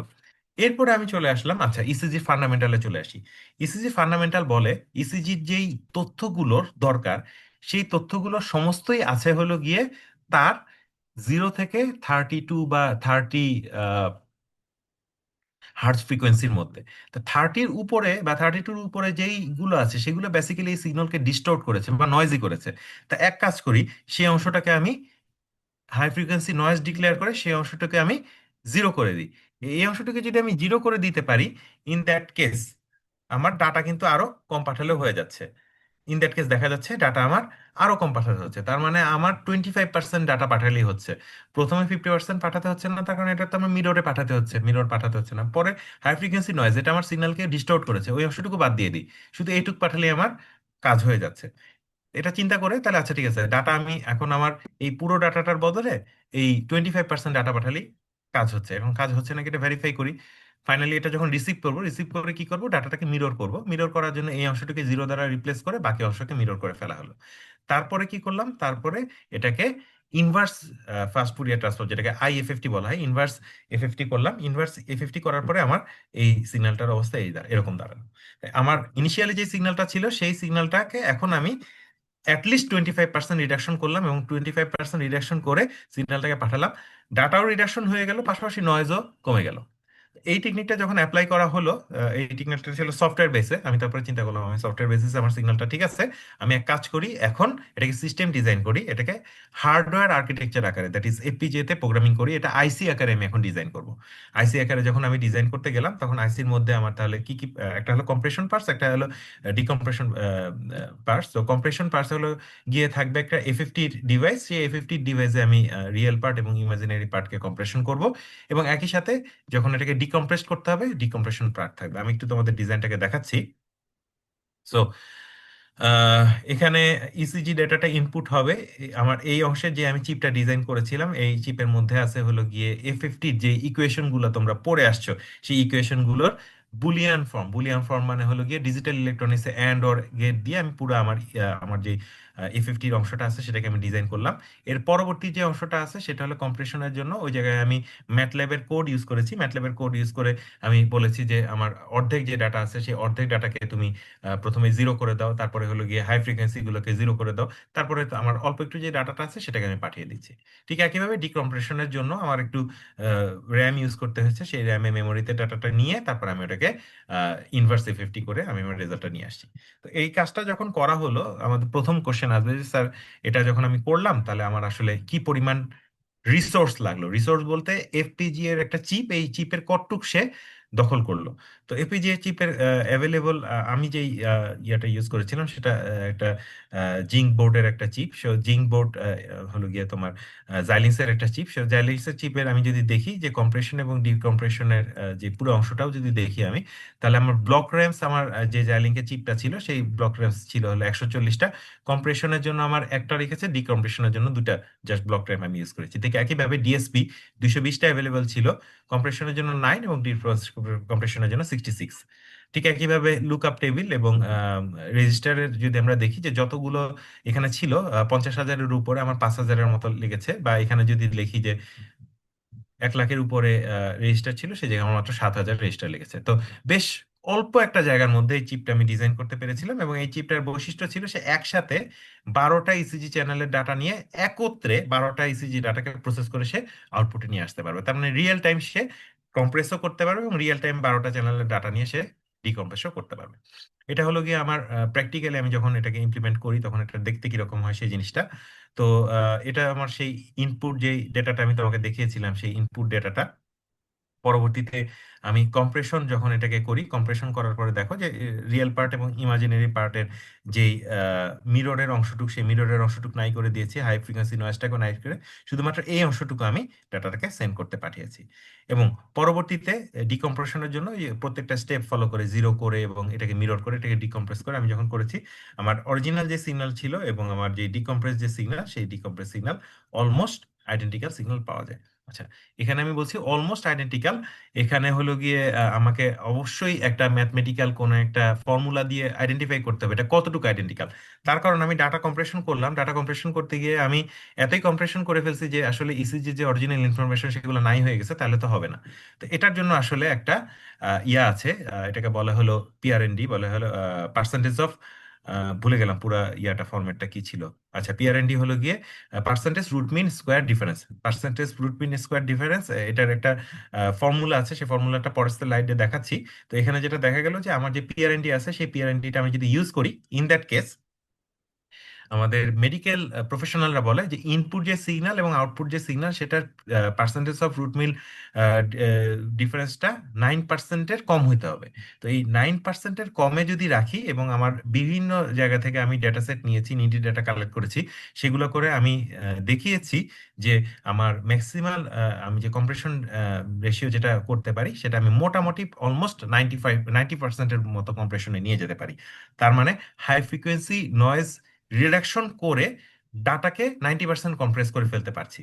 তো এই এটা আমার দেখা যাচ্ছে আমার যে প্রোফোজ যে মেথডটা আছে, সেটা 90% কম্প্রেশন রেশিওতে রেখে আমি মোটামুটি দ্যাট ইজ 8.8% পিআরএনডি রেখে, পিআরডিএন রেখে আমি কম্প্রেশন রেশিও 90% পর্যন্ত পেয়েছি। সো প্রিভিয়াস যে কাজগুলো ছিল সেই কাজের সাথে এটা মোটামুটি কম্পারেবল। আমার কাজের থেকে ভালো কাজও ছিল, যেমন 95% পর্যন্ত আছে, বাট তারা কোনো পিআরএনডি মেনটেন করেনি। যেমন এখানে 94% আছে, তাদের যেই ডেভিয়েশনটা ছিল, রুটমিন ডেভিয়েশন, সেটা ছিল হলো গিয়ে 25.7%। So within compression level, compression লেভেলটা খুব কম রেখে আমি 90% পর্যন্ত এটা অ্যাচিভ করতে পেরেছি। এবং আমার যেটা আসলে মেইন বেনিফিট ছিল, এর আগেরগুলো শুধুমাত্রই ডাটা কম্প্রেস করেছে, হার্ডওয়্যার ইমপ্লিমেন্টেশন কিছু ছিল, কিন্তু আমার কাজটাই একমাত্র কাজ যে কাজটা আমি একই সাথে কম্প্রেশনও করেছি, নয়েজও রিডাকশন করেছি। সো এটা আসলে মানে ডাবল বেনিফিট, যে এটা এই মেথডে যদি আমি ডাটাটা পাঠাই, একই সাথে ফিল্টার আউট হয়ে যাচ্ছে, হাই ফ্রিকোয়েন্সি নয়েজটাও দূর হয়ে যাচ্ছে, আমার কোনো আর বাড়তি কোনো ফিল্টার ইউজ করতে হচ্ছে না। তো এর উপর বেস করেই আমার কাজটা করা। আচ্ছা, আমার কথা কি তোমরা শুনছো? তোমরা কি আসো নাকি ঘুমায় টুমায় গেছো? না বুঝতে স্যার, শোনা পারছি যায়। আমরা স্যার। শোনা যাচ্ছে, ওকে।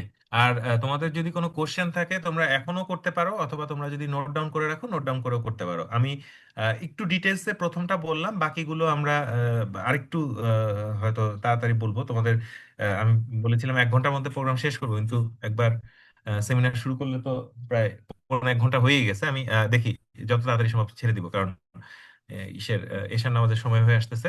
তো আমি দেখি এর পরের যে কাজটা, সেটা হলো point of care EMG processor for differential diagnosis of neuropathy and myopathy. এই কাজটা আমি একটা কনফারেন্সে পাবলিশ করেছিলাম। এটা ইউএসএ তে একটা কনফারেন্সে গিয়েছিলাম 2019 সালে, সেখানে এটা পাবলিশ হয়। এবং পরবর্তীতে এই কাজটার উপরে আমার একটা ইউএস থেকে আমাকে একটা প্যাটেন্টও দেওয়া হয়েছে। এই কাজটা আমি একটু শর্টকাটে ইয়া করি, ডিসকাস করি। এই কাজটা আমি করেছিলাম হলো ইলেকট্রোমায়োগ্রাম ইউজ করে। ইলেকট্রোমায়োগ্রাম হলো গিয়ে আমাদের আম, হাত বা পা যখন আমরা নাড়াই, আমাদের হার্টের মতোই যে কোনো অর্গান যখন কাজ করে, সে কোনো না কোনো সিগন্যাল প্রডিউস করে। আমাদের হাত বা পা যখন নাড়াচাড়া করে, তখন যেই মাসল থেকে সিগন্যালটা পাই, সেটাকে বলা হয় ইএমজি অর ইলেকট্রোমায়োগ্রাম। তো ইলেকট্রোমায়োগ্রামের মধ্যে বিভিন্ন ধরনের হতে পারে। আমাদের হেলদি ইলেকট্রোমায়োগ্রাম এখানে একটা দেওয়া হয়েছে, এরপরে মায়োপ্যাথিক এবং নিউরোপ্যাথিক ইলেকট্রোমায়োগ্রামের এক্সাম্পল এখানে দেওয়া হয়েছে। মায়োপ্যাথি এবং নিউরোপ্যাথিটা কি জিনিস আমি শর্টকাটে বলি। নিউরোপ্যাথি এবং মায়োপ্যাথি বোথ আর নিউরোমাস্কুলার ডিজিজ। তার মানে হলো আহ, স্নায়ু এবং পেশি, এই দুটোকে অ্যাটাক করে এই ধরনের দুটো ডিজিজ। মায়োপ্যাথি যেটা, সেটাই হলো আমার মাসলটা উইক হয়ে যায়। আর নিউরোপ্যাথি যেটা আছে হলো, সেটা হলো আমার যে স্নায়ুটা সেটা উইক হয়ে যায়। কিন্তু দুটোর ক্ষেত্রেই সিমটম সেম, দুটোর ক্ষেত্রেই সিমটম হলো গিয়ে আমাদের যে পেশেন্ট, সেই পেশেন্ট বাংলায় যদি বলি হাতে পায়ে বল পায় না। তার মানে হলো সে তার হাত পা উইক হয়ে যায়। অথবা আরেকটা যেটা হয় সেটা হলো বলে অনেক সময় তোমরা তোমাদের যারা সিনিয়র আছেন বাসায়, দাদা দাদু বা বাবা মা, তাদের ক্ষেত্রে শুনবা যে হাত পায়ে অনেক সময় বলে ঝিঝি ঝিঝি ধরার মতো একটা অনুভূতি থাকে। তার মানে অনেক সময় বলে হাত পা জ্বলাপোড়া করে, বা হচ্ছে অনেক সময় হাত পা ঝিঝি ধরে। এগুলোর সবগুলো হলো নিউরোমাসকুলার ডিজিজ, বিভিন্ন ডিজিজের কারণে হয়ে থাকে। নিউরোপ্যাথি এবং মায়োপ্যাথি দুটোই হলো গিয়ে এই হাত পায়ে ঝিঝি ধরাটা থাকে, তারপরে হাত পা উইক হয়ে যায়। সেই জন্য ডক্টরদের কাছে গেলে তার দুটো কিন্তু, একটা হলো মাসলের ডিজিজ, একটা হলো তোমার নিউরনের ডিজিজ, দ্যাট ইজ স্নায়ুর ডিজিজ, নার্ভের ডিজিজ। একটা নার্ভের ডিজিজ আর একটা হলো মাসলের ডিজিজ, কিন্তু দুটোর সিমটম যেহেতু সেম, ডক্টর এটাকে টেস্ট করে আলাদা করার জন্য তাদের এই ইএমজি অথবা তার পেশেন্টের হিস্ট্রি নিয়ে সেটা থেকে ডিটেক্ট করতে হয়। দুটো চিকিৎসা সম্পূর্ণ ভিন্ন। তো এই যেই ডিজিজ দুটোকে আলাদা আলাদা করার জন্য আমি যেটা চিন্তা করলাম যে আচ্ছা ঠিক আছে, আমি তাহলে জিনিসটাকে অটোমেটেড করে ফেলি। অটোমেটেড করার জন্য আমরা বিভিন্ন টেকনিক ইউজ করতে পারি। আমি এর আগে যে কাজটা করেছি সেটা ছিল পিওর আমার সিগন্যাল প্রসেসিং এর কাজ। এরপরে যে কাজটা এখন আমি তোমাকে দেখাচ্ছি সেটা ছিল গিয়ে সিগন্যাল প্রসেসিংটা আমি করব, কিন্তু সিগন্যাল প্রসেসিংটা করব হলো গিয়ে মেশিন লার্নিং ইউজ করে। তো মেশিন লার্নিং এর একদম বেসিক কিছু জিনিস তোমরা জানো সবাই, যে ফিচার ইউজ করতে হয়। তো ফিচারের মধ্যে time domain, frequency domain, hybrid, অনেক ধরনের ফিচার ইউজ করা যায়। আমি যেহেতু আমার ফাইনাল টার্গেট হলো এটাকে আইসি তে কনভার্ট করা, এফপিজিএ তে কনভার্ট করা, that is signal processor design করা, আমি টাইম ডোমেন ফিচারগুলো নিয়ে এসেছি। এটা হলো কম্পিটিশনালি অনেক সিম্পলার, লোয়ার হার্ডওয়্যার রিসোর্স এবং লোয়ার পাওয়ার কনজাম্পশনে সে কাজ করতে পারে। এটা করার জন্য আমি বেশ কিছু টাইম ডোমেন ফিচার নিয়েছি। তার মধ্যে আমি তোমাদের অনেক ডিটেলসে না গিয়ে যেগুলো তোমরা খুব সহজেই বুঝে যাবা, সেগুলো হলো আরএমএস, ভ্যারিয়েন্স, এগুলো হলো গিয়ে স্ট্যাটিস্টিক্যাল ফিচার। এই ফিচারগুলো আমি হার্ডওয়্যারে ইমপ্লিমেন্ট করি। তো যেমন আমার খুব সিম্পল, যদি আমি একদম লো লেভেলে যদি আমার আর্কিটেকচারটাকে এক্সপ্লেন করতে চাই, আমার ইনপুট সিগন্যাল থেকে আরএমএস এবং ভ্যারিয়েন্স যদি আমি ক্যালকুলেট করতে পারি, আরএমএস এবং ভ্যারিয়েন্স যদি ক্যালকুলেট করতে পারি, তাহলে দেখবো যে নিউরোপ্যাথি এবং মায়োপ্যাথির মধ্যে একটা লিনিয়ার ডিসিশন বাউন্ডারি এক্সিস্ট করে। লিনিয়ার ডিসিশন বাউন্ডারি মানে হলো আমি একটা সার্টেন লাইনের এক পাশে গেলে পাবো হলো গিয়ে নিউরোপ্যাথি, এবং আরেক পাশে গেলে পাবো হলো মায়োপ্যাথি। তো ভেরি সিম্পল, এই লিনিয়ার বাউন্ডারি ডিসিশন বাউন্ডারিটা আমি মেশিন লার্নিং দিয়ে যদি বের করে নিতে পারি, তাহলেই কিন্তু আমি নিউরোপ্যাথি এবং মায়োপ্যাথিকে আলাদা করে ফেলতে পারবো। তো নিউরোপ্যাথি এবং মায়োপ্যাথিকে আলাদা করার জন্য আমার যে ফিচারগুলো লাগবে তাদের মধ্যে দুইটা ফিচার, একটা হলো আরএমএস এবং ভ্যারিয়েন্স। তো আরএমএস কে আমি কিভাবে আমি ডিজিটাল সার্কিটে ইমপ্লিমেন্ট করব, রুট মিন স্কোয়ার, ওকে।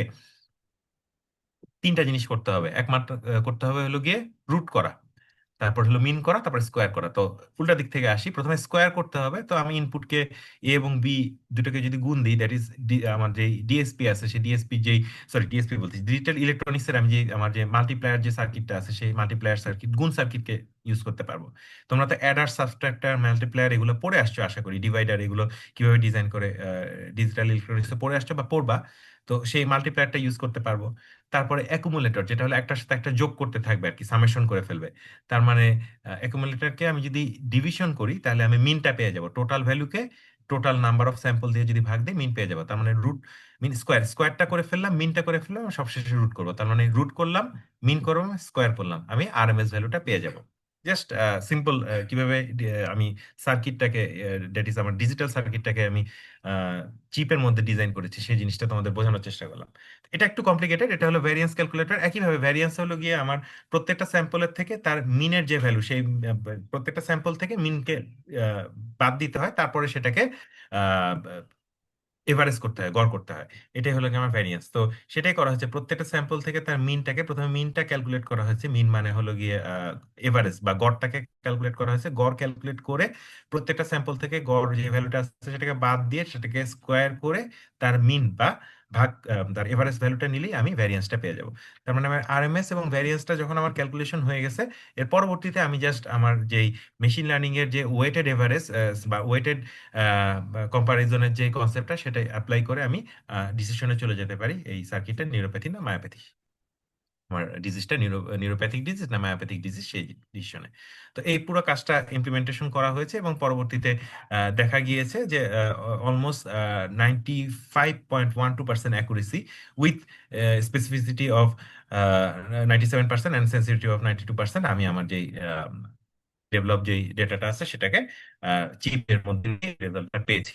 এবং এটাও ভেরিফাই করার জন্য আমি বিভিন্ন ধরনের সিগন্যাল কালেক্ট করেছি, এবং আমাদের যে একই সাথে আমাদের কিছু ফিজিওনেটে সিগন্যাল ছিল, নিউরোপ্যাথিক মায়োপ্যাথিক সিগন্যাল, সেই জিনিসটা আমি অনলাইন ডাটা সেট দিয়ে ভেরিফাই করা হয়েছে। সো টেস্টিং এর এই স্টেপ গুলো আর না দেখে এগুলো তোমাদের জানা আছে, এবং সবশেষে এটা বেঞ্চমার্কিং করতে গিয়ে মোটামুটি বেশ ভালো একটা রেজাল্ট পাওয়া গিয়েছে, এবং এটা ফার্স্ট একটা ওয়ার্ক ছিল যেটাকে হার্ডওয়্যার ইমপ্লিমেন্টেশন করা হয়েছিল, এবং আহ, যে কারণে আসলে আমি প্যাটেন্টটা পেয়েছিলাম, যেহেতু এটা প্রথম কাজ যেটাকে হার্ডওয়্যারের লেভেলে নিয়ে চিপ আকারে এটাকে ডিজাইন করা হয়েছিল, সেজন্য এটার আমাকে প্যাটেন্ট দেওয়া হয়েছিল। আচ্ছা, পরবর্তীতে চলে আসি লাস্ট আজকে তোমাদের যে টপিকটা নিয়ে। এটা খুবই ইন্টারেস্টিং টপিক, শুধু এটা নিয়ে আমি ঘন্টার পর ঘন্টা লেকচার দিতে পারবো। তারপর খুব শর্টকাটে আমি বলি, এটা হলো depth of anaesthesia measurement from easy. Easy হলো গিয়ে আমাদের ব্রেইনের যে সিগন্যাল, সেটাকে যদি ব্রেইনের বিভিন্ন অ্যাক্টিভিটির যে সিগন্যাল, সেটাকে যদি আমি ইলেকট্রিক্যাল সিগন্যালে রেকর্ড করি, সেটাকে ইলেকট্রো এনসেলোগ্রাম বা এনসেফালোগ্রাম বা ইইজি বলা হয়ে থাকে। আমার এই কাজটা artificial transaction of biomedical engineering এ পাবলিশ হয়েছিল, যেটা টাইটেল ছিল machine learning based hardware architecture for depth of anaesthesia measurement from mice EEG. So anaesthesia এই শব্দটা সম্পর্কে তোমাদের কার আইডিয়া আছে? অ্যানাস্থেসিয়া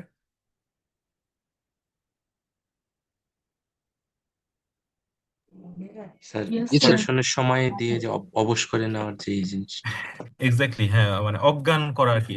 হ্যাঁ জি স্যার, হ্যাঁ, একটা রোগীকে যখন অজ্ঞান করা হয় তখন আম, যখন সার্জারি করা হয়, ওকে, তোমরা যেহেতু আমরা সবাই ইঞ্জিনিয়ারিং পড়ছি, তারপরও কিছুটা হয়তো আইডিয়া থাকবে যে রোগীকে যখন সার্জারি করা হয় তখন তাকে জেনারেল অ্যানেস্থেসিয়া দিলে সে রোগী কমপ্লিটলি অজ্ঞান অবস্থায় থাকে।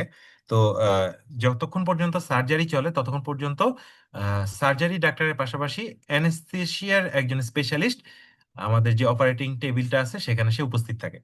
তার কাজ হয় কন্টিনিউয়াসলি মনিটর করা আমার যেই পেশেন্টটা আছে সে তার জ্ঞানটা চলে আসছে নাকি। কারণ যদি ধরো একজনের পেট কেটে কোনো অপারেশন করা হচ্ছে, তবে ব্রেইনে কোনো সার্জারি করা হচ্ছে, ওই অবস্থায় তার যদি জ্ঞান চলে আসে, তাহলে তার যে পরিমাণ ব্যথা পাবে সেই ব্যথায় সে ওই অবস্থায় তার শক হবে, এবং শকে সে আসলে তার হার্ট অ্যাটাক হয়ে বা স্ট্রোক হয়ে সে আর মানে সার্ভাইভ করতে পারবে না, এবং ওই প্রচন্ড ব্যথা সে আসলে নিতে পারবে না।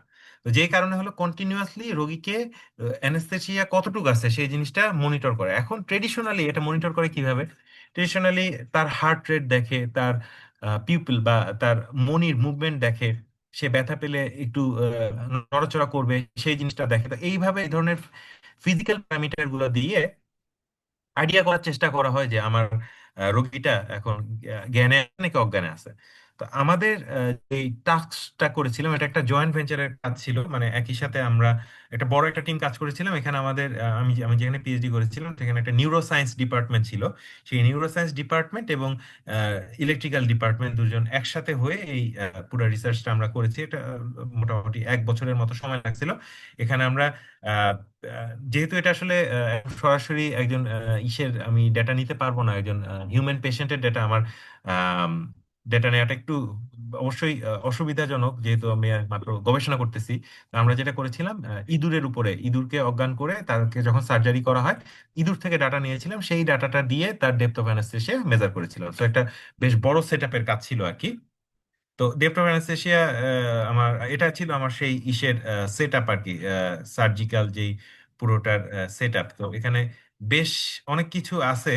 তো আমি সবগুলো একটু জুম করে আসলে দেখানোটা একটু কষ্টকর এখানে, তারপর আমি একটু দেখানোর চেষ্টা করি। এটা ছিল আমার সেই এফপিজে বোর্ড, যেখানে এটা আমার সেই ল্যাবের সেট আপ, যে ল্যাবে আমি এক্সপেরিমেন্টটা করেছিলাম। এখানে এইখানে সেই ইঁদুরটা, যে ইঁদুরের উপর সার্জারি করা হচ্ছিল অ্যাওয়েক অবস্থায় এবং ঘুমন্ত অবস্থায়, একটা ছোট্ট খাঁচার মতো তাকে রাখা হয়েছিল। একই সাথে আমার তাকে অজ্ঞান করার জন্য যেই অ্যানেস্থেসিয়া দেওয়া হচ্ছিল সেই গ্যাসের পাম্পটা ছিল এখানে। আমার এখানে ডাটা একুইজিশন ইউনিট, তার ব্রেন থেকে ইইজি সিগন্যাল আমি কন্টিনিউয়াসলি কারেন্ট কালেক্ট করছিলাম। আমার যে প্রেডিকশন স্কিম আমি একটু পরে তোমাদের ডিজাইন করা দেখাবো, সেইখানে আমার ডাটা রেকর্ড করে এবং সেখানে কন্টিনিউয়াসলি প্রেডিক্ট করে দেখানো হচ্ছিল। So, এটা ছিল আমার টোটাল যে ল্যাব সেট আপ, যেখানে আমি কাজ করেছি। এই এই ডিভাইসটা ডেভেলপ করা হয়েছিল, তো সেই ল্যাব সেট আপটা। তো এখানে বেশ অনেকগুলো ট্রায়াল নিয়ে পেশেন্টকে অ্যানেস্থেসিয়া দেয়া এবং জাগ্রত অবস্থায় নিয়ে ট্রায়াল টেস্ট করে আমরা করেছিলাম। তো এখানে অনেকগুলো স্টেপ আছে, যেহেতু প্রায় 1 ঘন্টার কাছাকাছি আমার লেকচার ইতিমধ্যে হয়েই গেছে, আমি খুব বেশি আর টানবো না। সো আমি জাস্ট তোমাদের একটু রেজাল্টটা একটু দেখাই এখানে। রেজাল্টটা, আচ্ছা, সিস্টেম আর্কিটেকচার আমি পুরো হার্ডওয়্যার যখন ডিজাইনটা করেছিলাম, এটা বেশ অনেকগুলো পার্ট ছিল। প্রথম অংশ ছিল প্রি প্রসেসিং, ডেটাকে আইআইআর এবং এফআইআর ফিল্টার ইউজ করে আমি নচ ফিল্টার এবং লো পাস ফিল্টার হিসেবে আমার ডাটাটাকে প্রথমে নয়েজকে রিমুভ করেছিলাম। তারপরে ইপক জেনারেশন করেছিলাম, যেখানে একটা একটা ইইজি কে 10 সেকেন্ড বা 5 সেকেন্ডের একটা পালসে ভাগ করে করে 10% ওভারল্যাপে আমি পুরো ইইজিটাকে ভাগ করে নিয়েছিলাম। তারপর ফিচার এক্সট্রাকশন করেছিলাম। ফিচার এক্সট্রাকশনের কাজে বেশ অনেকগুলো ফিচার আমার নিতে হয়েছিল, সেই ফিচারগুলো আমি ক্যালকুলেশন করেছিলাম। তারপরে হলো ক্লাসিফিকেশন করে, ক্লাসিফিকেশন করার কাজে আমি লজিস্টিক রিগ্রেশন ইউজ করা হয়েছিল, এবং পরবর্তীতে সিগমেন্টেড ফাংশন এবং সবশেষে প্রেডিক্টর একটা সার্কিট আমরা ইউজ করে ফাইনালি রেজাল্টটা পেয়েছিলাম। তো রেজাল্টটা একটু তোমাদের দেখানোর চেষ্টা করি। যখন আমার পেশেন্ট বা আমার ইঁদুরটা যখন জাগনা ছিল, আফটার উইদিন 5 সেকেন্ডের মধ্যেই সে ফাইনালি প্রেডিকশন দিয়ে দিত -1, মানে হলো আমার পেশেন্ট বা ইঁদুর এই মুহূর্তে জাগনা আছে। তার মানে প্রতি সেকেন্ডে তার ডাটাটা নিচ্ছে, এবং আমি সে কত পার্সেন্ট জাগনা বা কত পার্সেন্ট ঘুমন্ত সেই জিনিসটা আমি এনশিওর করতে পারবো। সে পেশেন্ট যদি 100% অ্যাওয়াক থাকে, সে -1 দিবে। পেশেন্ট যদি 100% ঘুমন্ত বা অজ্ঞান অবস্থায় থাকে, সেক্ষেত্রে সে +1 দিবে। এবং মাঝামাঝি একটা অবস্থান, আধা ঘুম বা আধা জাগ্রত অবস্থায়, তখন আমার যেই প্রেডিকশন লেভেলটা সেটা মাঝামাঝি থাকবে। এবং অ্যানেস্থেটাইজড অবস্থায়, মানে অজ্ঞান অবস্থায়, আমি যদি আমার মাউসটাকে রাখি, সে খুব অল্প সময়ের মধ্যে উইদিন সেকেন্ড সে আসলে রেজাল্ট দিয়ে দিচ্ছে যে সে অজ্ঞান অবস্থায় আছে, +1-এ চলে আসছে। এবং মাঝামাঝি যদি রাখতাম, তাহলে মাঝামাঝি আমি একটা রেজাল্ট পেতাম। তো অ্যাট দ্য এন্ড আমি 94% অ্যাকুরেসি উইথ 100% প্রেডিকশন অ্যাকুরেসি আমি বের করতে পেরেছিলাম, যেটা হলো গিয়ে আমার প্রথম একটা হার্ডওয়্যার ইমপ্লিমেন্টেড কাজ ছিল, যেটা হলো গিয়ে ডেপথ অফ অ্যানাস্থেসিয়া মেজার করা ফ্রম মাইস। তো এটাই হলো গিয়ে আমার ফাইনাল যে টাস্কটা। এই টাস্কটার উপরেও আমাকে আমাকে একটা ইউএস প্যাটেন্ট অ্যাওয়ার্ড করা হয়েছে। তার মানে এই কাজটাও এই প্রথম এই হার্ডওয়্যার আর্কিটেকচারের কাজটা ইমপ্লিমেন্ট করা হয়েছিল। এটা 28 ন্যানোমিটার একটা টেকনোলজিতে আমি অ্যাপ্লাই করি।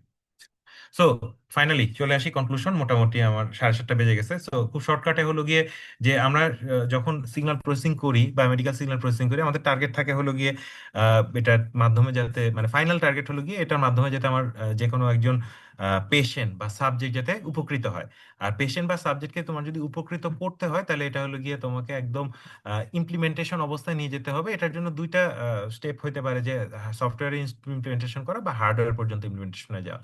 হার্ডওয়্যার পর্যন্ত ইমপ্লিমেন্টেশনে গিয়ে যদি এটাকে পাবলিকেশন এবং প্যাটেন্ট করে ফেলা যায়, তাহলে যেটা সুবিধা হয়, এটা সবার জন্য উন্মুক্ত হয়ে যায়। আমার প্যাটেন্টটা দেখে যে কেউ ডিজাইন করতে পারবে। এখন ডেপথ অফ অ্যানেস্থেসিয়া এই যেই টেকনোলজিটা কেউ যদি ইজি থেকে ডিজাইন করতে চায়, এই প্যাটেন্টটা সে ইউজ করতে পারবে। এবং এই প্যাটেন্টটা যেহেতু আমার নামে করা আছে, সে যখন সেটাকে ইউজ করবে, তখন আমার কাজটাকে সে রিকগনাইজ করতে পারবে। তো এই ধরনের তোমরা যখন কোনো কাজ করবে, আইদার পেপার পাবলিকেশন করে যদি এটা সবার জন্য ব্যবহারের জন্য উপযুক্ত করে দিতে পারো, তাহলে প্রচুর আম, মানে মানুষের উপকারের স্কোপ আছে। আর এখন পর্যন্ত বায়োমেডিক্যাল সিগন্যাল প্রসেসিং এ গবেষণার কাজের অনেক গুলো স্টেপ উন্মুক্ত। আমি যদি lack of commercially available diagnostic টুলের দিকে যদি তুমি তাকাও, ইসিজি বাদ দিয়ে ইএমজি, ইজি আর যা যাই বলি না কেন, এই ধরনের বায়োসিগন্যালকে প্রসেস করে সেটাকে ইমপ্লিমেন্ট করার কাজ খুব কম হয়। এখন কিছু কাজ আমরা এখন হচ্ছে, যেহেতু মেশিন লার্নিং ইউজ করে এখন অনেকেই করছো, বাট তারপরও কমার্শিয়ালি অ্যাভেলেবল যদি তুমি দেখো, কমার্শিয়ালি অ্যাভেলেবল এখনো ওই লেভেলে এখনো যায়নি। তো আর এপিজিএ তে যদি আমরা ইমপ্লিমেন্ট করতে পারি, এটাকে র্যাপিড প্রোটোটাইপিং এর পাশাপাশি প্যারালাল প্রসেসিং করে, এটা খুব সহজেই এটা ইউজার রেডি অবস্থায় এটাকে নিয়ে আসা যায়। So development of artificial organs and prostheses, for example, a neural prosthesis for human brain is still under development and needs further modeling and experimentation. এখানে একটা এক্সাম্পল দিয়েছি যে আমরা বিভিন্ন আর্টিফিশিয়াল অর্গান প্রসেসিস এগুলো কাজ করতেছি। সো আমার হিউম্যান ব্রেইনের বিভিন্ন সময় স্ট্রোকে পেশেন্টের হাত পা নড়া বন্ধ হয়ে যায়, প্যারালাইজড হয়ে যায়। তো সেই পেশেন্টকে হেল্প করার জন্য একটা সার্টেন ব্রেইনের ইউনিটকে কিভাবে রিভাইভ করা যায় ইউজিং প্রস্থেসিস, সেইটা নিয়ে গবেষণা করা যেতে পারে।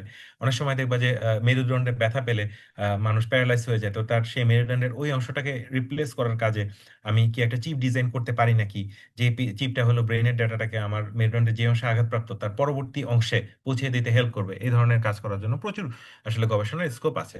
তো লিমিটেশনটা হলো এই ডেটাগুলো বা এই ধরনের রিসার্চ ফ্যাসিলিটিগুলো বাংলাদেশে একটু কমই আছে। তারপরও যদি লেগে থাকা যায় তাহলে কাজ করা যায়। তো আমি সবশেষে আসলে বলতে চাচ্ছি যে আমি আজকে যে কাজগুলো দেখেছি সেই সবগুলো কাজই আসলে আমি ফার্স্ট অথর, তার মানে এগুলো হলো গিয়ে একদম সরাসরি আমার নিজের হাতে করা কাজ। কিন্তু আমি এই কাজগুলো শেখার পরে আমার সাথে প্রচুর আন্ডার গ্রাজুয়েট স্টুডেন্ট আছে যারা এই বিষয়গুলো নিয়ে এখন কাজ করছে, এবং প্রচুর মাস্টার্সের স্টুডেন্ট আছে যারা এটা নিয়ে কাজ করেছে এবং ইতিমধ্যে ডিগ্রি নিয়ে চলে গিয়েছে। যেমন তোমাদের আদিত্য স্যার, দিবা ম্যাডাম, এরা সরাসরি আমার সাথে মাস্টার্স করেছে আমার সুপারভিশনে, এবং তারা আমি তোমাদের আজকে যে ধরনের কাজ দেখালাম সেই ধরনের কাজে ইতিমধ্যে মাস্টার্স পাবলিকেশন করে মাস্টার্স ডিগ্রি নিয়েও গিয়েছে। তোমাদের আদিত্য স্যার, আমি তো আজকে তোমাদের দেখালাম ইসিজি, ইইজি আর ইএমজি। আদিত্য স্যার কাজ করেছিলেন হলো পিপিজি। পিপিজি হলো গিয়ে ব্লাডের একটা সিগন্যাল। আচ্ছা, আর দিবা ম্যাডাম কাজ করেছিল হলো ইলেকট্রো ওকুলোগ্রাম, ইওজি বলা হয়, সেটা হলো চোখের একটা সিগন্যাল। এই ধরনের প্রচুর সিগন্যাল আছে যেগুলো নিয়ে কাজ করা যায়। তারা এই জিনিসগুলোর উপর কাজ করে পরবর্তীতে আহ, তাদের পাবলিকেশনে গিয়েছে। তোমার দিবা দিবা ম্যাডাম হায়ার স্টাডিতে চলে গিয়েছে ইতিমধ্যে, এবং আদিত্য স্যার সম্ভবত ইনশাল্লাহ খুব শীঘ্রই দেশের বাইরে চলে যাবেন হায়ার স্টাডিতে। এরপরে তোমাদের বায়োমেডিকেল ইঞ্জিনিয়ারিং এর রায়হান স্যার আছে, তারপরে কামরুল স্যার ইতিমধ্যে পিএইচডি তে চলে চলে গিয়েছে। তারাও এই সিগন্যাল প্রসেসিং নিয়ে সরাসরি আমার সাথে কাজ করেছে। তো এটা তো তোমাদের স্যারদের কথা বললাম, এছাড়াও আমার স্টুডেন্ট আছে, তোমাদের বড় ভাইরা আছে, যারা আমার সাথে এই বিষয়গুলো নিয়ে কাজ করে যাচ্ছে। শুধু আমার সাথে কাজ করতে হবে এমন কোনো কথা না, যে কারোর সাথে তোমরা এই বিষয়গুলো নিয়ে কাজ করতে পারো, এবং দেশের বাইরে গবেষণার জন্য ফান্ডিং অপশন দেখার জন্য এই প্রজেক্টগুলো প্রচুর ফান্ড নিয়ে আসতে পারে। তো এনিওয়ে, আমি আজকে এখন পর্যন্ত তোমাদের যে ওই জিনিসগুলোর উপর লেকচার দিলাম তার উপর বেস করে আসলে আমার এই 6টা পাবলিকেশন। Thank you. তোমাদের যদি কোনো কোশ্চেন থাকে তোমরা করতে পারো। Thank you.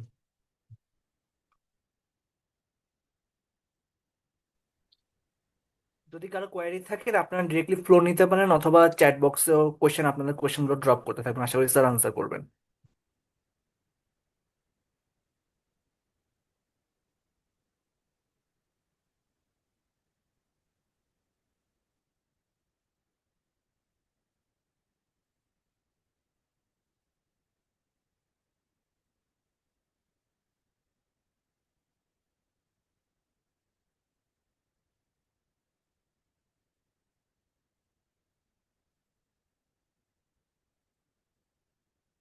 এখানে একটা চ্যাট বক্সে কোশ্চেন এসেছে, একটু দেখি। Salam alaikum, sir. For students in that third year who are interested in pursuing research, what is the appropriate way to approach faculty members to guidance and opportunities? Also, what specific skills or qualification do you expect a student to have before getting on? Okay. একটা সুন্দর question আসছে এখানে। জিজ্ঞেস করেছে যে আমরা কিভাবে আসলে একজন থার্ড ইয়ার স্টুডেন্ট যদি রিসার্চ করতে চায় সে কিভাবে শুরু করতে পারে আর কি। সো ফর্মালি আসলে আমাদের চুয়েটের রিসার্চটা শুরু হয় হলো ফোর্থ ইয়ারে। থার্ড ইয়ার স্টুডেন্টের বেসিক্যালি একটা প্রাইম টাইম রিসার্চটাকে শুরু করার জন্য। তো ফার্স্ট অফ অল, তোমরা থার্ড ইয়ারে যখন থাকো তখন তোমাদের যে সমস্ত টপিক সম্পর্কে আইডিয়া না হলো, বেসিক ইলেকট্রিক্যাল ইঞ্জিনিয়ারিং এর যে ব্রাঞ্চগুলো আছে সেগুলো সম্পর্কে আইডিয়া হয়ে যায়। সে কমিউনিকেশন, পাওয়ার বা সিগন্যাল প্রসেসিং এগুলো সম্পর্কে, বা ইলেকট্রনিক্স, এই মেশিন এই সম্পর্কে তোমাদের আইডিয়া হয়ে যায়। তো তোমরা যেই সাবজেক্টে ইন্টারেস্ট ফিল করো, আমাদের চুয়েটের কথা যদি বলি, ইলেকট্রিক্যাল ডিপার্টমেন্ট এখন অনেক অনেক ইনরিচড। তোমরা যদি সে কমিউনিকেশনে কাজ করতে চাও, মুরাদ স্যার, আসানুল্লাহ স্যার আছেন। তোমরা যদি ইলেকট্রনিক্সে কাজ করতে চাও, ইকবাল স্যার আছেন, দোলন স্যার আছেন। তোমরা যদি অপটো ইলেকট্রনিক্স নিয়ে কাজ করতে চাও, তোমাদের জোবাইদা ম্যাডাম আছেন, ইস্তিয়াক স্যার আছেন। পাওয়ার সেক্টর নিয়ে কাজ করতে চাইলে তোফায়েল স্যার, নূর মোহাম্মদ স্যার আছেন। মেশিন নিয়ে কাজ করতে চাইলে নিপু স্যার আছেন। তোমরা যেই যেই স্পেসিফিক টপিক নিয়ে কাজ করতে চাও, তোমরা যদি সে biomedical engineering, bio signal processing, machine learning এই টপিকগুলো নিয়ে কাজ করতে চাও, তাহলে আমার সাথে দেখা করতে পারো। আদিত্য স্যার আছেন। প্রত্যেক টপিকে একজনের বেশি টিচার আছেন যারা এই টপিক, ফাহিম স্যার আছেন, আমি ফাহিমের কথা তো বলিনি, ফাহিমও এই মানে আমার সাথেই কাজ করেছে। তো এরা এরা প্রত্যেকেই এই বিষয়গুলো নিয়ে অনেকটাই জানে। তো আমি তোমাদেরকে যেটা বলবো যে তোমরা যেই টপিকে ইন্টারেস্টেড সেই স্যারের কাছে গিয়ে তোমরা বলো যে স্যার আমি এই টপিকের প্রতি ইন্টারেস্টেড। আমার কাছে যদি স্টুডেন্ট আসে, এক একজন স্যারের কাছে এক এক ধরনের ডিমান্ড থাকবে। আমার কাছে যদি কোনো থার্ড ইয়ারের স্টুডেন্ট আসে, আমি শুরুতেই তাকে বলি যে তুমি যদি সফটওয়্যার বেসে কাজ করো, তাহলে তুমি যে কোনো একটা সফটওয়্যারে কাজ করছো সেইটার একটা প্রজেক্ট বা সিমুলেশনের প্রজেক্ট আমাকে এনে দেখো যে স্যার আমি নিজের ইন্টারেস্ট থেকে এই এই কাজটা করছি। তুমি যদি হার্ডওয়্যার বেসিসে কাজ করতে চাও, ফর এক্সাম্পল কেউ রাসবেরি পাই নিয়ে অনেক ভালো ইন্টারেস্টেড, বা মাইক্রোপ্রসেসর, মাইক্রো কন্ট্রোলার, আর্ডিনো নিয়ে অনেক কাজ করে, বলে যে কোনো একটা প্রজেক্ট আমাকে এনে দেখাও। ওইখান থেকে শুরু করে আমি আস্তে আস্তে স্টুডেন্টকে গাইড করতে থাকি যে সে কোন দিকে আগাবে। ঠিক একইভাবে তুমি যদি সে অপ্টো ইলেকট্রনিক্স এর প্রতি ইন্টারেস্টেড হও, ইন দ্যাট কেস হয়তো তোমাকে ইস্তিয়াক স্যার বলবে যে তুমি সিএসটিটাই একটা যে কোনো ছোট প্রজেক্ট করে দেখাও, একটা পেপার রিপ্রোডিউস করে দেখাও। তুমি যদি সে অ্যান্টেনা বা মাইক্রোওয়েভ নিয়ে আসাদ স্যারের কাছে যাও, স্যার হয়তো তোমাকে বলবে যে এডিএস এ তুমি একটা প্রোগ্রামিং করে দেখাও। তো এই ধরনের যে কোনো স্যারের কাছে তোমরা যখন যাবা, তখন তোমাদের এই ধরনের ছোট ছোট প্রজেক্ট হয়তো স্যার তোমাদের দিবে, এবং তার উপর বেস করেই পরবর্তীতে তোমাদের কাজ দিবে। তো আমার ব্যক্তিগত অভিজ্ঞতা হলো গিয়ে, আমি আমার কাছে অনেক স্টুডেন্টরাই অনেক সময় আসে, আমি তাদেরকে প্রথম স্টেপে আমি বলি যে আমাকে যে কোনো একটা ছোট প্রজেক্ট করে এনে দেখাও, বাট এর পরের স্টেপে আর স্টুডেন্টরা আসে না আর কি। তো সেই জন্যই আসলে তোমাদের যদি কারো লেগে থাকার সত্যিকারের ইচ্ছা থাকে, তাহলে সবসময় একটা দুইটা স্টেপ স্যাররা যেভাবে গাইড করতেছে সেভাবে যেতে হবে। কারণ প্রথম একটা দুটো স্টেপ থাকে হলো স্যাররা তো তোমাদের ডেডিকেশনটা দেখে আর কি। কারণ যে কোনো টিচারই আসলে বিভিন্ন কাজে আমাদের অনেক বিজি থাকতে হয়, তার মধ্যে স্টুডেন্টকে গাইড করাও আমাদের একটা কাজ। তো আমরা সেই স্টুডেন্টকেই আমরা গাইড করতে ইন্টারেস্টেড যারা হলে সত্যিকারই এটাকে লেগে থাকবে। সেই জন্য শুরুতে সব স্যারই তোমাদের ছোট কোনো প্রজেক্ট দিবে, সেটা সিএসটি, এডিএস হোক, আর ম্যাটল্যাব, পাইথন যেটাই হোক না কেন, বা হার্ডওয়্যার ডেভেলপমেন্টের প্রজেক্টের কাজই হোক না কেন। সে যখন তোমাকে সেই প্রজেক্টটা দিবে, সেই প্রজেক্টে তোমরা প্রথমে একটু লেগে থেকে 1-2 সপ্তাহে সেই কাজটা নিয়ে আসবা। এই কাজটা যখন ফার্দার নিয়ে আসা হবে, তখন দেখবা যে স্যার তোমাদের রিয়েল যে রিসার্চে, সেই রিসার্চের সাথে আস্তে আস্তে ইনকর্পোরেট করে দিবে। আর স্কিল বলতে জাস্ট যে কোনো একটা, সেটা ম্যাটল্যাব হতে পারে, পাইথন হতে পারে, প্রোগ্রামিং স্কিল তোমার খুব ভালো থাকতে হবে। যে কোনো রিসার্চেই লাগে, প্রোগ্রামিং স্কিলটা তোমার ভালো থাকতে হবে, এইটুকুই আমি আশা করি। পাশাপাশি যদি হার্ডওয়্যার বেস, সেটা মাইক্রো কন্ট্রোলার, মাইক্রো প্রসেসর বা আরডিএনও, এগুলোর উপর সাথে যদি কাজ করার এক্সপিরিয়েন্স থাকে, that is a very good plus. এই দুটেই, তার মানে মাইক্রো কন্ট্রোলার বা আরডিএনও দিয়ে কিছু ছোট প্রজেক্ট করার এক্সপিরিয়েন্স, পাশাপাশি প্রোগ্রামিং এ একটা মিনিমাম লেভেলের দক্ষতা, সেটা সি, পাইথন, ম্যাটল্যাব যেটাই হোক না কেন, এইটুক এইটুক থাকলেই এরপরেরটা কাজ করতে করতে শিখে নেওয়া যায়। তাহলে স্যার আরেকটা কোয়েশ্চেন ছিল চ্যাট বক্সে। হ্যাঁ হ্যাঁ, আমি দেখছি এটা। সাবা, বা তোমার কোশ্চেনের অ্যান্সারটা তুমি পেয়েছো আশা করি, নাকি?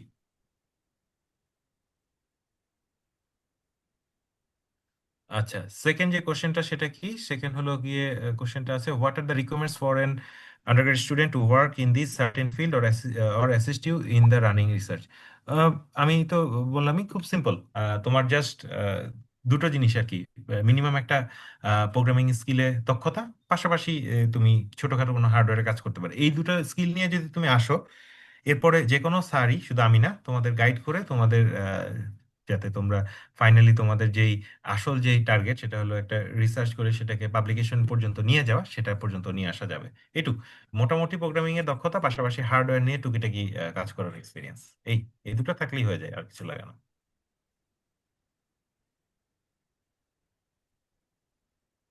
তো আমার মনে হয় কোশ্চেন এটুকুই আছে। এরপরেও যদি তোমাদের কারো কোনো কোনো কোশ্চেন থাকে, তুমি সরাসরি ইউনিভার্সিটিতে আমার সাথে যোগাযোগ করতে পারো। তোমার যদি মনে হয় যে না, ইয়া করবো, তার আগে আমার সাথে যোগাযোগ করতে হবে। আমার ইমেল অ্যাড্রেস তো সবার কাছে আছে, টুইটার ওয়েবসাইটে আছে। সেই ওয়েবসাইটে গিয়ে আমার সাথে, আমার ইমেল অ্যাড্রেসে আমার সাথে যোগাযোগ করতে পারো। আমি চেষ্টা করবো ইমেলে কমিউনিকেশন করলে তোমাদের যে প্রশ্নগুলো থাকতে পারে সেগুলোর উত্তর দেয়। থ্যাংক ইউ আবারও IEEE চুয়েট স্টুডেন্ট ব্রাঞ্চকে এই প্রোগ্রামটা অ্যারেঞ্জ করার।